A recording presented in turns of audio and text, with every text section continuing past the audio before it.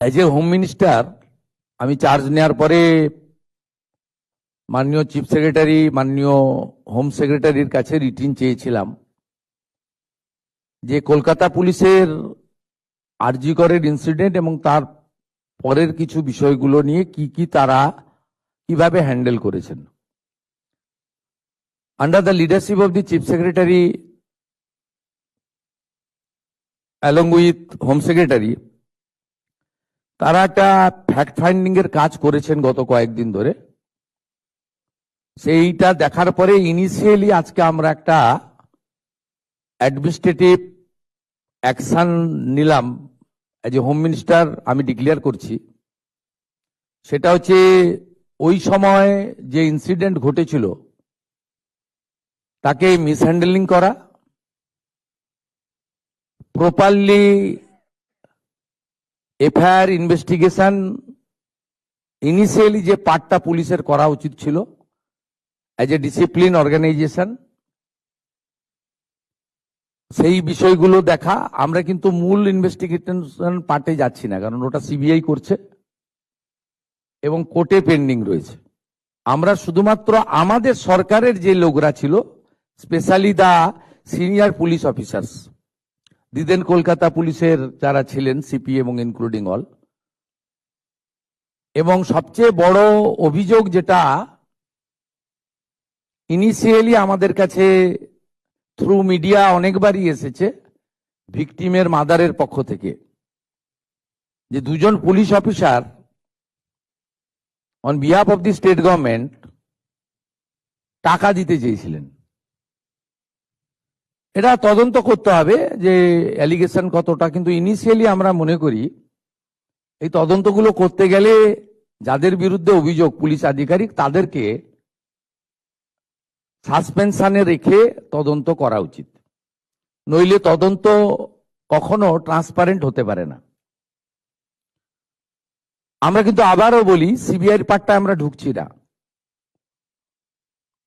খুব brutal rape and killing ওসব ওই পার্টটাতে আমরা ঢুকছি না। হাইকোর্ট সুপ্রিম কোর্টের অনেকগুলো গাইডলাইন আছে, ওই পার্টে ঢুকছি না।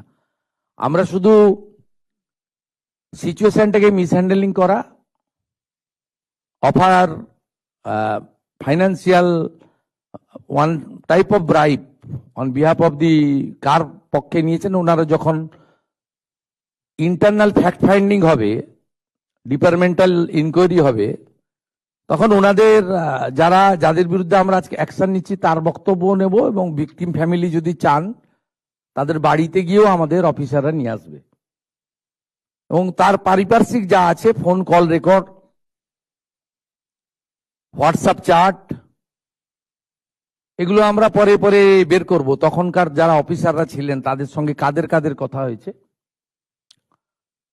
কোন মন্ত্রী, মুখ্যমন্ত্রী দিদেন টাইমে তাদের কোনো ইনস্ট্রাকশন ছিল কিনা, এগুলো আমরা সব বের করব। কারণ ওদের যে অফিসিয়াল এবং পার্সোনাল, সেটা আপনার ইনভেস্টিগেশনের পার্ট, কিন্তু আমরা ওই মিসহ্যান্ডেলিং আর পরিবারকে বেআইনিভাবে অর্থ অফার করা,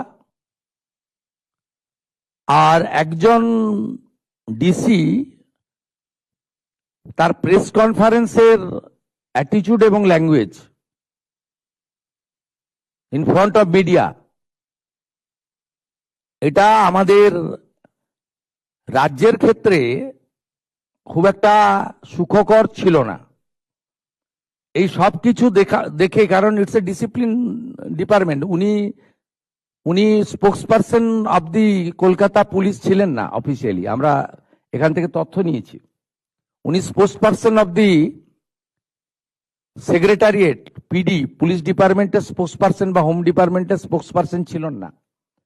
উনাকে পার্টিকুলার আরজিকর ইস্যুতে সাংবাদিকদের সামনে কথা বলার জন্য কোনো কাগজে কেউ দায়িত্ব দেয়নি।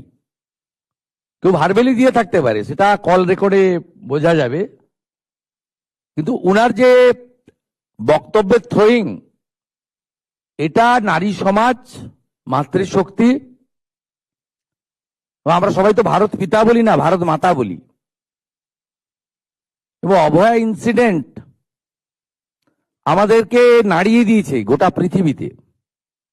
এবং নিশ্চয়ই পশ্চিমবাংলার মান মর্যাদা গরিমা সব নষ্ট হয়েছে। ঠিক আছে, আমরা আরো অনেকগুলো মেজার নেব। আমরা আজকে 3 জন আইপিএস কে সাসপেন্ড করছি। মিস্টার বিনীত গোয়েল, উনি এখন এডিজি রয়েছেন আইবিতে। আর আরো 2 জন আইপিএস, শ্রীমতী ইন্দিরা মুখার্জি এবং শ্রী অভিষেক গুপ্তা। এই 3 জনকে আমরা আজকে সাসপেন্ড করলাম এবং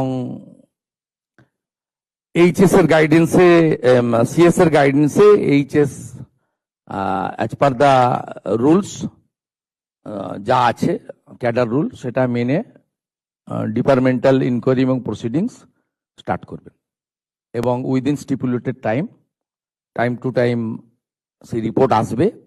যেটা প্রেসকে বলার বলবো, যেটা ডিপার্টমেন্টাল অ্যাকশন নেওয়ার আমরা নেব, এবং যেটা আমাদের যেহেতু ইউনিয়ন ক্যাডার, যেটা আমাদের ইউনিয়ন ক্যাডার ওনার যে কন্ট্রোলিং অথরিটি, সেখানে জানানোটা আমরা জানাবো। সেটা তার প্রসিডিওর বলা আছে ক্যাডার রুলে। কিন্তু ইনিশিয়ালি আমরা এই 3 জনকে সাসপেন্ড করলাম due to mishandling and offering bribe to the victim family and organized press conference without the permission from the appropriate authority.